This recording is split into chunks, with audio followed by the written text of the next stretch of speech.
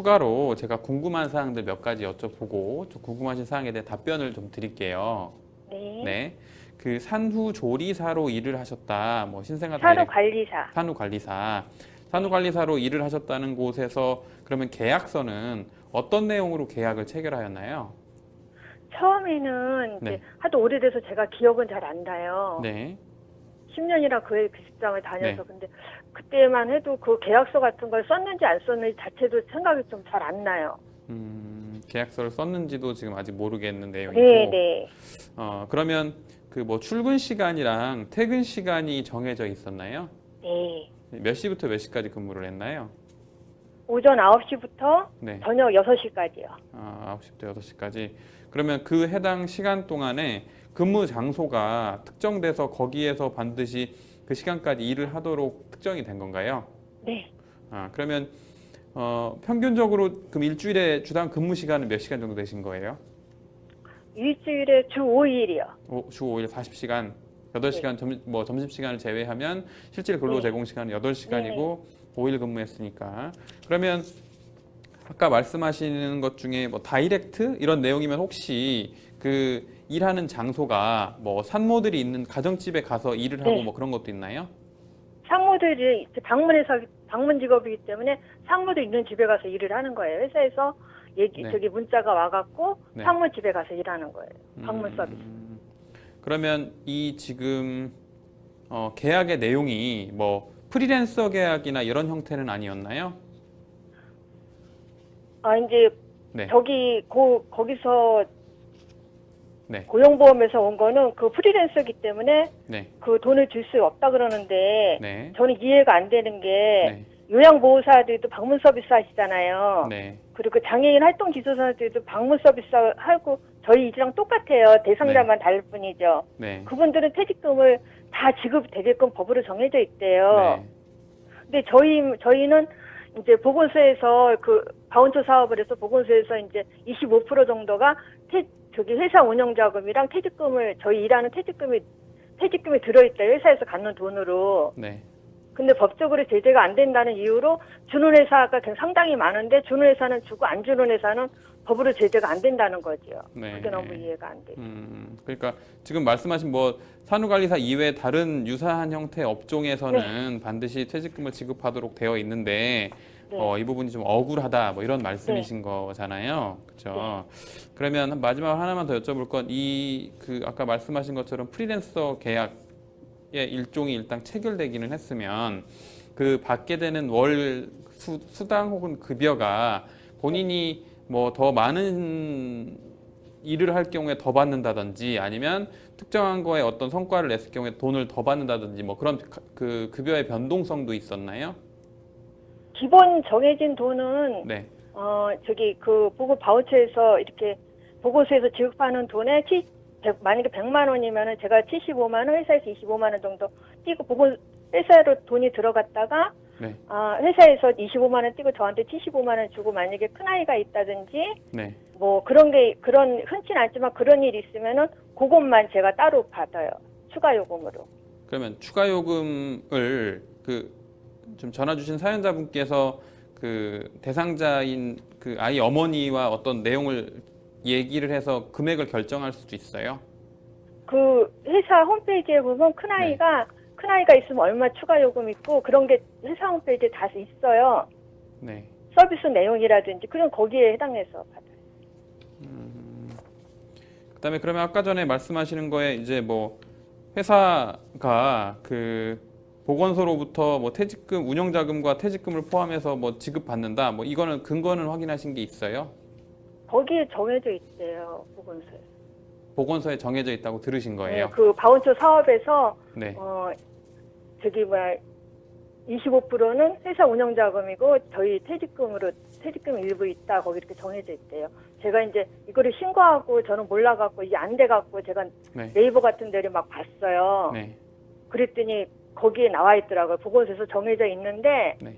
그걸 안 줘도 법적으로 제재하는 그런 법은 아직 안 돼 있어서 그 많은 회사들은 이제 퇴직금을 지급하는데 안 줘도 법으로 제재가 안 받는다 이렇게 나와 있더라고요. 네. 그러면 지금 정확히 궁금하신 거는 퇴직금을 받고 싶은데 회사에서 안 줄 경우에 어떻게 조치를 해야 되는지가 궁금하신 건가요? 네. 안 줘도 확실히 되는 건가 이것들을 받을 수 네. 있으면 그 지금 변호사님이 말씀하신 대로 그거. 네. 네. 그럼 제가 이제 요거를 좀 단계적으로 설명을 드려볼게요. 네. 그러니까 그 아까 말씀하신 것처럼 이미 노동청에 신고는 먼저 하신 것 같아요. 그리고 노동청의 담당자가 이 직종과 관련된 근무 형태라든지 이런 부분을 아마 그 사업주한테도 확인은 했을 것 같아요. 그러면 이제 결론적으로 용어상으로는 아마 프리랜서라는 말이 이제 쟁점이 됐을 것 같고, 그러면 프리랜서라는 건 원칙적으로는 회사에 소속돼 있지 않고 자유롭게 근무하는 자로서 근로계약이 아닌 뭐 도급계약이나 용역계약을 맺는 경우거든요. 근데 뭐 실제로 도급계약이나 용역계약을 자유롭게, 그러니까 내가 뭐 이번 주는 뭐 5일 말고 3일만 근무하고 싶다, 아니면 뭐 이번 주 내가 하루만 하고 싶다, 그런 걸 자유롭게 결정을 한다든지, 아니면 내가 몸이 안 좋으니까 이번 주는 안 나갈래, 이런 정도의 자유롭게 내가 일한 날짜만큼, 내가 업무를 수행한 만큼, 혹은 뭐 아까 말씀하신 것처럼 그 산모의 집에 가서 내가 그 산모가 원하는 건 20일인데 난 열흘만 근무하고 싶다, 이런 부분에 대해서 자유롭게 그 대상자가 결정할 수 있다면 그런 거는 이제 용역 계약으로 볼 수 있어요. 근데 그게 아니라 제가 아까 여쭤봤던 것처럼 반드시 주 5일 근무제로 특정이 되어 있고 근로시간 역시 아침 9시부터 오후 6시까지 확정이 되어 있는데 근무 장소만 뭐 회사로 출근하는 것이 아니라 지정된 산모의 집으로 출근하는 것이라면 그거는 형식상으로는 용역계약이나 도급계약이지만 형식은 그렇지만 실질적으로는 근로계약에 해당하거든요. 그러니까 만약에 이제 이런 사업주들이 이런 그 근로기준법에 적용을 받게 되면 이런저런 제약사항들이 많아서 그런 걸 피해가기 위해서 형식적으로는 용역계약, 프리랜서 계약을 체결하고 소득신고를 할 때도 4대 보험을 가입하지 않고 뭐 종합소득세 신고를 유도하고 그런 식으로 하는 경우도 있어요. 그런데 거기서 중요한 건 그 계약의 이름이나 형식이 아니라 실질이거든요. 그러니까 출퇴근 시간에 대해서 사업주로부터 통제를 받고 반드시 주 5일 근무를 해야 하는 식으로, 그러니까 평균적으로 그 근로기준법의 적용 기준은 4주 평균을 해서 주당 근로시간이 15시간 이상에 해당하면, 그리고 근로관계에 해당한다고 보면 근로기준법에 적용을 받도록 하고 있거든요. 그러니까 여기서 핵심적으로 보면 명목상은 프리랜서에 해당하지만 실질적으로 아까 본인께서 말씀하신 것처럼 근로관계 주 5일 40시간 근무하는 근로관계를 유지했다면 근로기준법의 적용 대상에 해당하고요.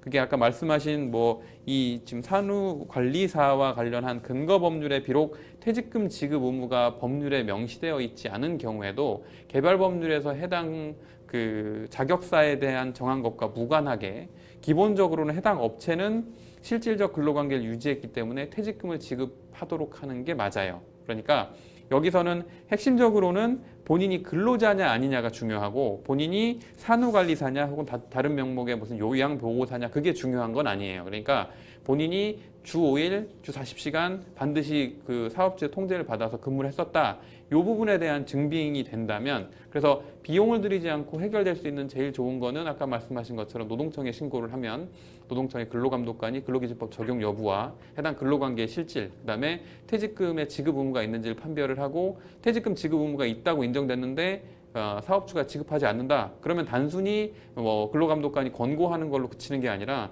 근로기준법은 형사처벌까지 규정되어 있기 때문에 임금체불에 대해서는 형사처벌까지 적용을 받아요. 그러니까 강력하게 그렇게 좀 제재를 할 수 있어요. 그런데 아까 말씀하신 그 말씀을 들어보면 본인이 일단 조치를 먼저 하셨는데 해당 담당자가 이제 이 관계에 대해서는 퇴직금 지급 의무가 없는 것 같다는 잠정적인 결론 통보를 뭐 중간에라든지 받으신 것 같아요.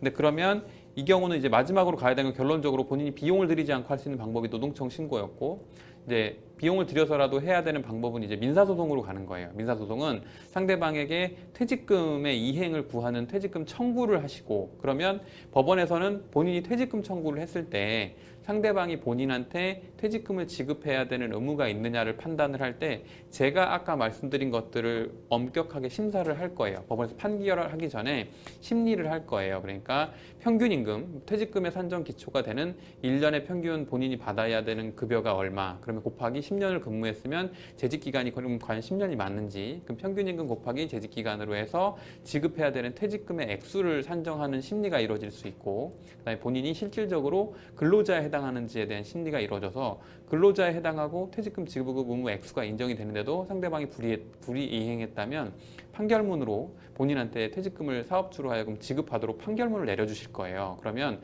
그 판결문에 기해서 해당 사업주한테 강제 집행을 하실 수가 있어요.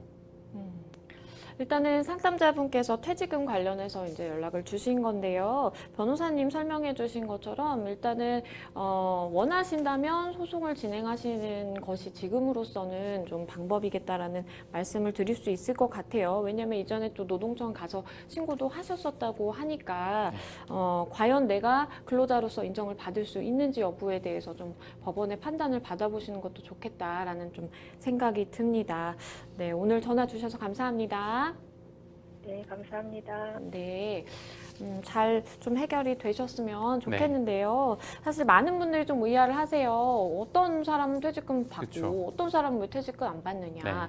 좀 간략하게 좀 덧붙여서 설명을 해주신다면 네. 어떤 게 있을까요? 그러니까 그 직업의 명칭이 캐디냐, 뭐 요양보호사냐, 뭐 산후관리사냐라고 하는 게 중요한 것이 아니라 그렇죠. 출근 시간과 퇴근 시간이 정해져 있고 그 시간 동안에는 그 근무 형태에 대해서 사업주로부터 지휘 감독을 받는 관계라면 당연히 근로자로서 인정이 되고 근로자는 임금에 대해서 재직 기간 동안의 평균 임금에 따라서 퇴직금을 받을 수 있는 당연한 권리가 인정이 됩니다. 그래서 조금 다양한 근로 형태들에 대해서 법원에서도 이제 새로운 직업들이 많이 생겨나고 그런 그렇죠. 부분을 규율하기 위해 새로운 판결들이 나오고 있으니까요.